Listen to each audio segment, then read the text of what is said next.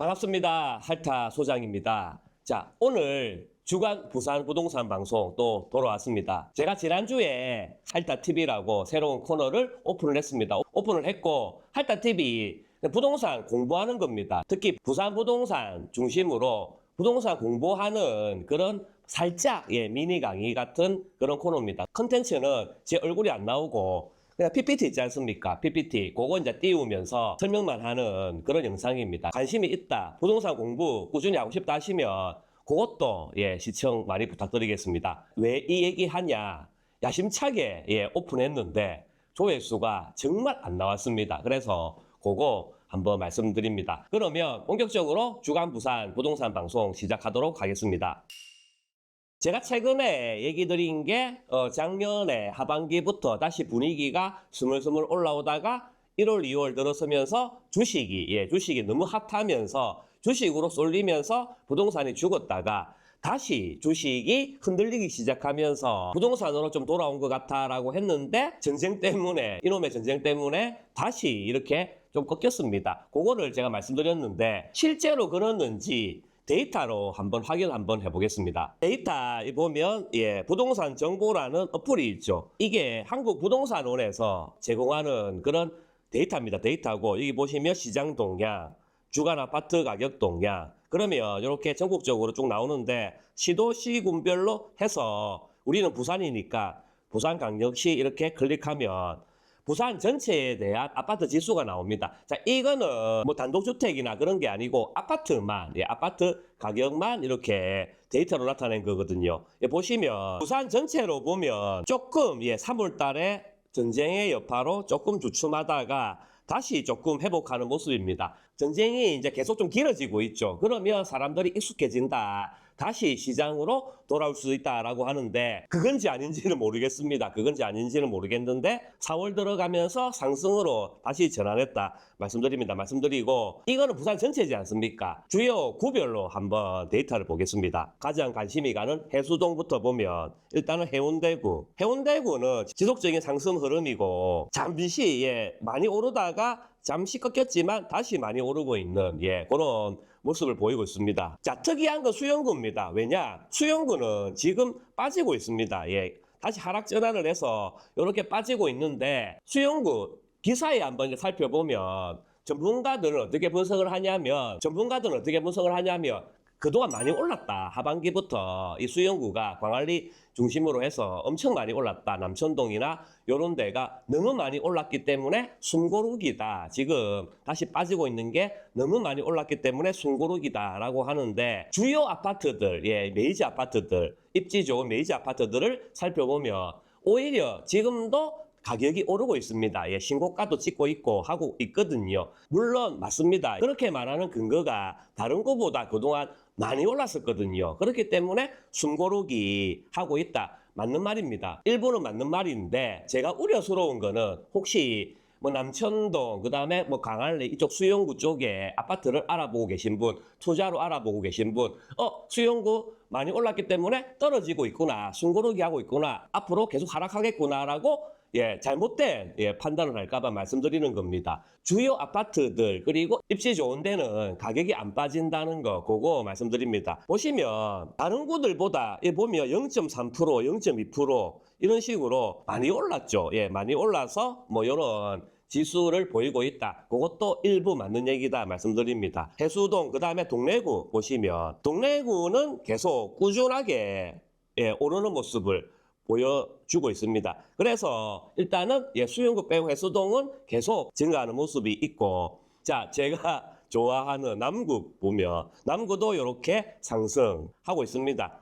서부산이 있고 뭐 동부산이 있다, 막 그렇게 얘기하죠. 해안 라인이 있고 내륙 라인이 있다, 그렇게 얘기를 하는데 지금은 아무래도 서부산 그리고 이 외곽 쪽 이게 조금 지수가 어렵습니다. 이 금정구도 지금 하락하는 모습을 보이고 있고, 북구는 서부산 중에서도 북구, 함영동 이런 데를 중심으로 해서 북구는 조금 선방하는 모습을 보이고 있다. 그리고 사상구는 아직 상승 전환을 안 했습니다. 계속 하락을 하고 있고, 그 다음에 사하구 마찬가지죠. 서구 마찬가지죠. 조회하시면 되고, 여기까지 이제 말씀드리는 게 자, 보시면 동부산, 소부산, 그리고 해수동 등 인기 좋은데 상대적으로 조금 인기가 덜한데 이렇게 지수가 모습을 보이고 있죠. 보이고 있는데 이제 양극하다. 더 이상 서부산 이런 데는 안 오른다. 이렇게 판단하고 계시는 분들이 아마 많을 거고 일부 전문가들도 이제는 이제 부산도 양극하다. 부산도 뭐 똘똘한 한 채다. 그래서 해운대, 광안리나 이런 1급치 위주로만 앞으로 오른다. 나머지는 더 이상 오르는 시대는 끝났다. 말들을 아마 많이 들으셨을 겁니다. 과거에 전 항상 얘기하는 게 과거의 역사를 보면 어느 때는 오히려 서부산부터 아까도 얘기했지만 북구의 함영동이나 이런 서부산부터 먼저 치고 올라가다가 동부산이 따라오는 적도 있고 말도 안 되는 소리 하지 마라. 무슨 뭐 서부산이 먼저 오르냐. 그런 때가 언제 있었냐라고 하는데 왜 그러냐면 갭이 너무 벌어져 버리면 또 갭 메우기를 하거든요. 그러면 갭이 너무 많이 벌어졌기 때문에 싸다라고 해서 수요가 몰릴 수도 있습니다. 그러면 서부산이 먼저 치고 나갈 수도 있거든요. 자, 이렇듯 계속 벌어지질 않습니다. 서부산이 뭐 이제 끝났다. 그런 거는 제 판단에는 그런 건 아니라는 거. 그리고 중요한 거는 하나만 딱 예를 들어 보겠습니다. 사상구 지금 보면 계속 하락이지 않습니까? 보시면 지수상으로는 계속 하락입니다. 자, 이게 평균이거든요. 평균이라고 얘기하기는 좀 그렇는데 어쨌든 모든 아파트들의 지수를 낸 거지 않습니까? 자, 이게 입지 좋은 아파트, 입지 좋은 신축급의 아파트는 이렇게 지수가 계속 하락해도 오히려 상승하고 있다는 거. 그래서 우리는 항상 투자를 할 때 입지 좋은데 이런 데를 투자를 해놓으면 된다. 자, 이렇게 계속 하락할 때, 쌀 때, 입지 좋은데 싸게 사서 계속 묻어두고 있으면 오른다는 거. 요거를 말씀을 한번 드려보겠습니다. 그리고 부산은 보시다시피 계속 상승 흐름은 계속 돼 있습니다. 상승 흐름은 계속 돼 있는데 지금 무슨 현상이 있습니까? 전세가 없죠. 전세가 지금 엄청 귀합니다. 검색해 보시면 전세 물량이 굉장히 많이 없거든요. 그러면 자, 이게 두 가지 생각을 하겠죠. 집값이 안 오르기 때문에 내가 지금 집을 사봐야 부산에는 집을 사봐야 집으로 돈을 벌 가능성이 별로 없고 안 오르기 때문에 그냥 전세 살 거다. 나는 절대 집 안 살 거다. 계속 전세 살 거다. 그래서 전세 수요가 많을 뿐이지 전세 수요가 많다고 전세 물량이 없다고 앞으로 부산의 부동산 가격이 오르진 않는다. 자, 이런 의견이 있을 거고 두 번째, 전세가 없기 때문에 결국 사람은 살아야 되지 않냐. 그래서 결국 이게 매매로 이어질 거다. 결국 사람들은 기다리다가 아파트를 매매를 할 거다. 이렇게 바라보는 시선이 있을 거고 두 가지 시선이 있겠죠. 맞습니다. 집값이 굉장히 하락할 때, 하락 분위기가 굉장히 클 때는 사람들이 집을 사기를 꺼려야 합니다. 사봐야 떨어지는데 어떻게 사겠습니까? 그러니까 전세를 찾게 되죠. 이제는 가격이 더 이상 안 오른다, 가격이 떨어진다라는 생각이 꽉 차 있으니까 사람들이 아파트를 사기를 꺼려하는 겁니다. 그러니까 전부 다 전세를 살기를 원하죠. 그래서 아파트 가격이 계속 떨어지고 전세는 오르고 하는 현상이 있는데 지금은 안 그렇습니다. 지수는 올라가지 않습니까? 지수는 올라간다는 게 결국 부산에 많은 아파트들이 상승 거래를 한다는 거거든요. 그러니까 시장이 그렇게 심리가 죽지는 않았다. 사람들이 공포에 질려서 나는 절대 집 안 살래, 무조건 전세만 살래, 그런 시장은 아니다. 다만 지금 심리적으로 어렵기 때문에 주춤할 수 있다라고 하는데, 자, 여기서 조금의 트리거, 집값이 이제 전세 절대 못 구한다. 지금이라도 빨리 사야 되겠다. 그리고 부산이 이제는 조금씩 오를 것 같다라는 조금의 트리거만 있으면 의외로 수요가 확 몰릴 수 있다는 거. 그거를 제가 조심스럽게 예측을 한번 해보겠습니다. 오늘 이렇게 오프닝 때 부산 부동산에 대해서 엄청 이야기를 많이 했습니다. 왜 그러냐?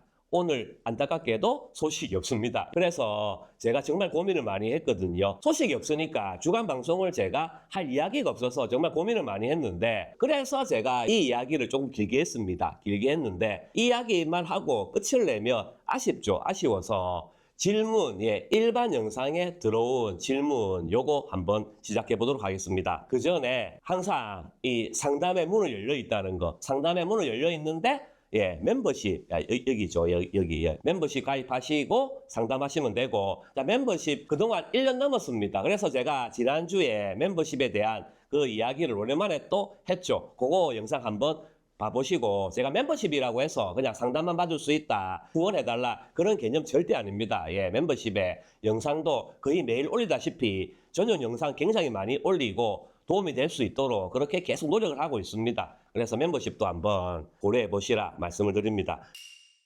자, 그러면 첫 번째 질문부터 시작해 보도록 하겠습니다. 자, 첫 번째, 재개발 입주권과 분양권 매수에 대해서 궁금합니다 라고 하셨습니다. 1번, 입주를 1년 정도 앞둔 완판된 아파트의 입주권과 분양권은 가격 차이가 어느 정도 차이가 나는 편인가요? 1번부터 답변을 드리면 이거는 아파트마다 입지마다 다르죠. 예, 계속 벌어질 수도 있고, 예, 입주가 다가올수록 좁혀질 수도 있고, 이거는 다릅니다. 다른데 대체로 분양권 가격이 비싸죠. 예, 분양권 가격이 대체로 많이 비쌉니다. 왜 그러냐? 분양권은 초기 자금이 작게 들죠. 특히 요즘은 계약금 5%만 내면 분양권을 잡을 수 있기 때문에 초기 자금이 작게 듭니다. 근데 입주권은 돈이 굉장히 많이 듭니다. 예, 입주권 같은 경우는 조분가가 굉장히 저렴하거든요. 지금 입주를 앞둔 아파트다 그러면 아마 조분가가 굉장히 저렴할 겁니다.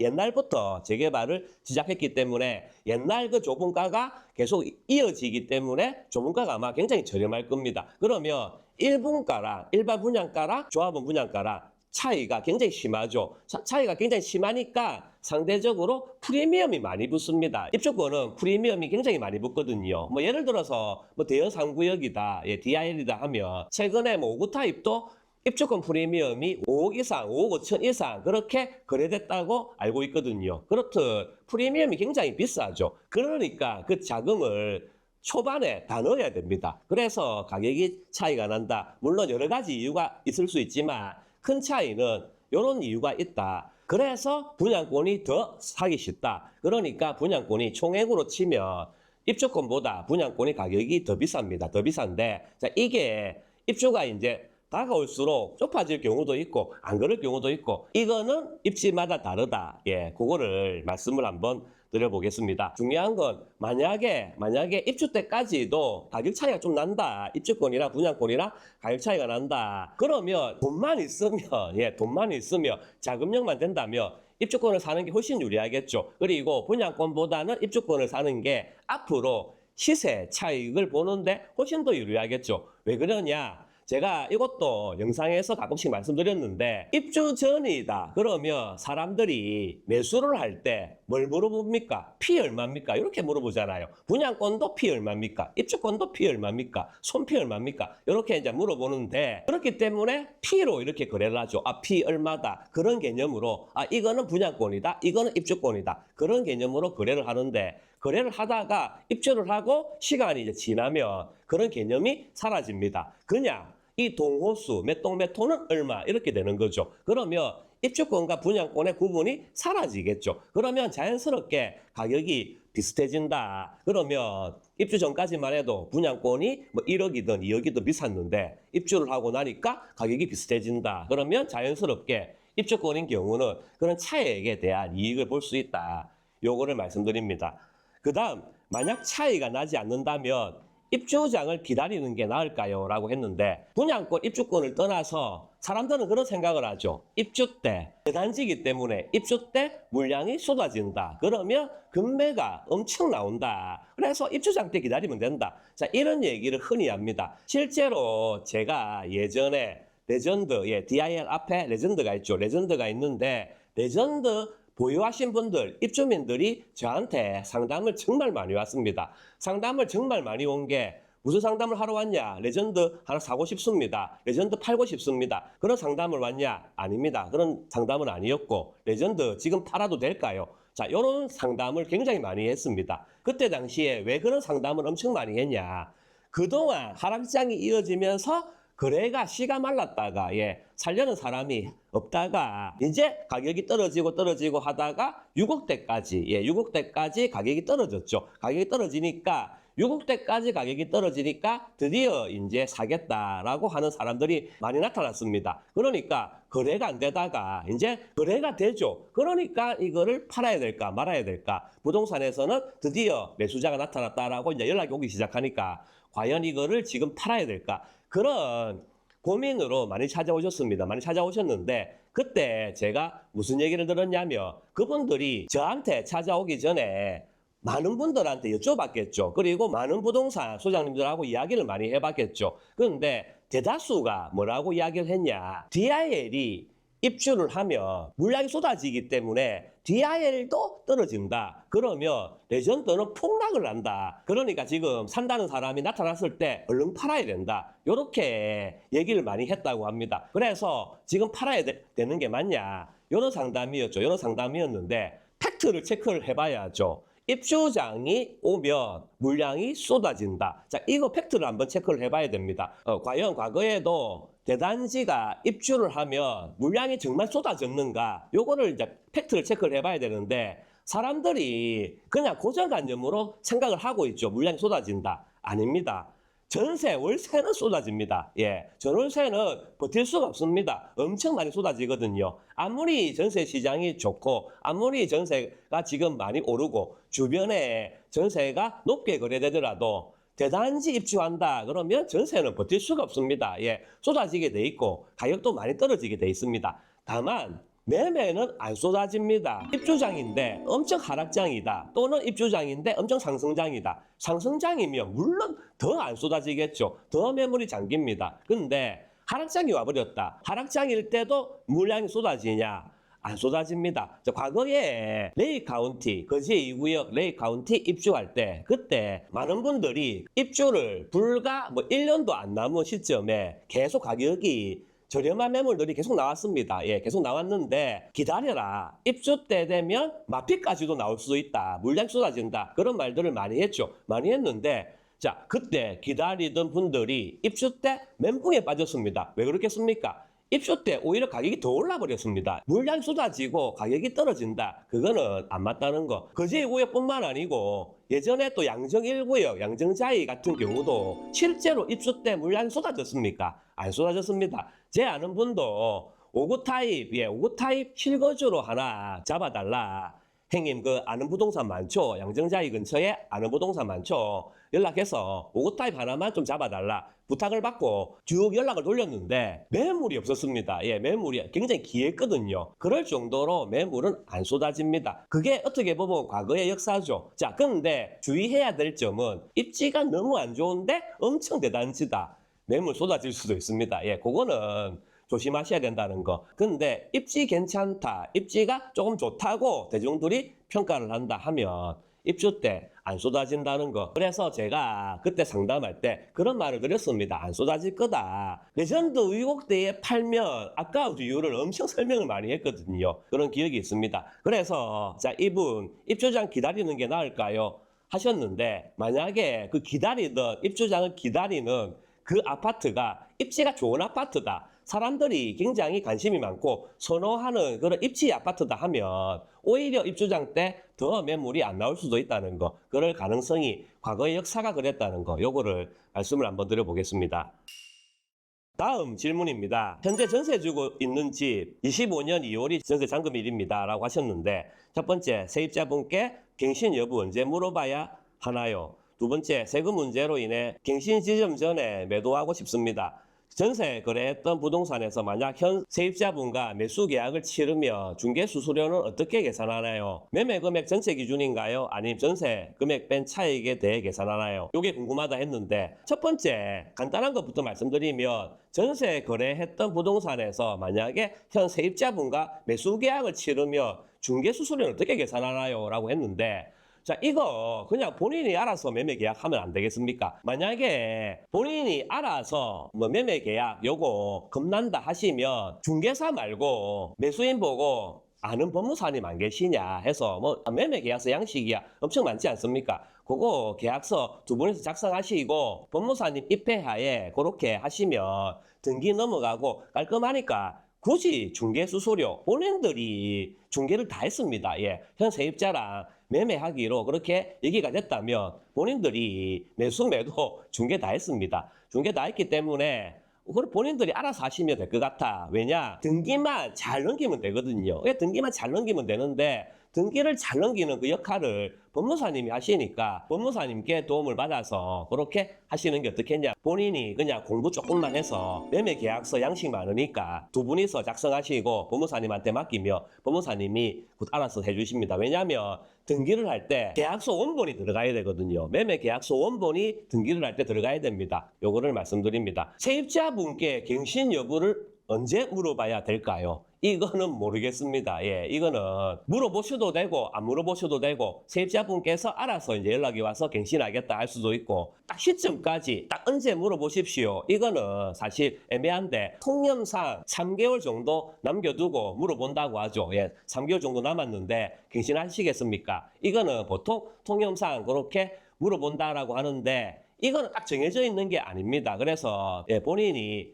요거를 잘 판단해서 결정을 하시고 요거 애매하다 하는 게 무슨 말이냐면 만약에 4개월, 5개월 남겨두고 계약갱신 혹시 하시겠냐라고 했을 때 그때 4개월, 5개월 그때 계약갱신 안 하겠다라고 했다가 갑자기 다시 마음이 바뀌어서 2, 3개월 남겨두고 계약갱신 해야 되겠다. 이렇게 할 경우도 굉장히 많거든요. 왜 그러냐? 본인은 이제 이사갈 마음으로 계약갱신 안 하겠습니다라고 했는데 막상 2, 3개월 남겨두고 이사갈 집 전세를 알아보니까 없죠. 없으니까 다시 번복을 하는 겁니다. 그러면 그때 안 하겠다고 했는데 왜 다시 번복하냐? 이거 안 된다. 그렇게 할 수가 없거든요. 예, 그래서 시점에 대한 이거는 참 애매하다는 거, 그것 때문에 애매하다는 거, 요거를 말씀드리고, 자, 하나 덧붙여 말씀드리고 싶은 건 가끔씩 본인은 2년 뒤에 집을 반드시 팔아야 되기 때문에 전세 계약할 때 특이하게 계약갱신 청구권 사용할 수 없는 거에 동의한다. 뭐 이런 특약을 넣어 놓습니다. 왜 그러냐? 전세 구할 때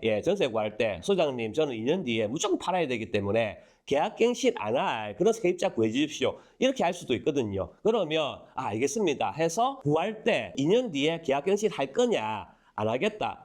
하면 안 된다. 그렇게 이제 구하는 거죠. 그렇게 구해서 특약사항에 적어 놓습니다. 계약갱신 청구권 사용 안 하는 것에 합의했다. 동의한다. 이런 문구를 딱 적어 놓죠. 그렇게 해서 나는 2년 뒤에 무조건 팔 수 있겠구나 라고 하는데 그거 의미 없습니다. 이 임대차 보호법이 강행법이거든요. 그래서 임차인한테 불리한 조항은 무조건 다 무효입니다.